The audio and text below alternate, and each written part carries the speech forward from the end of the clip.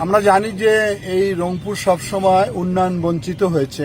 আমরা একটি পশ্চাৎপদ অঞ্চল, কোনো সরকারই এখানে গুরুত্বের সঙ্গে দেখেনি।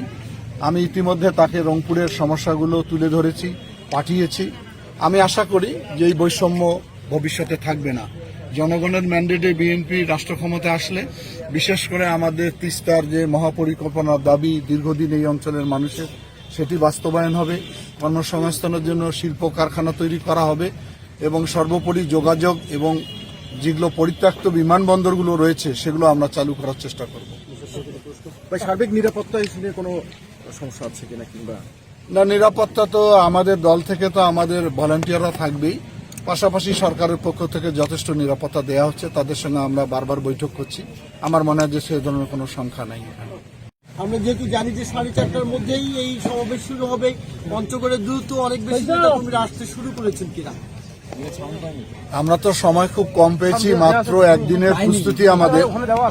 এর মধ্যে আমরা সম্পূর্ণ কাজ গুছিয়ে ফেলেছি। ইতিমধ্যে আপনারা দেখেছেন যে মঞ্চ প্রস্তুত, সাউন্ড সিস্টেম প্রস্তুত, রাত্রে বাতি আমাদের আলো যদি সন্ধ্যা হয়ে যায় সেজন্য আমরা আলোর ব্যবস্থা রেখেছি।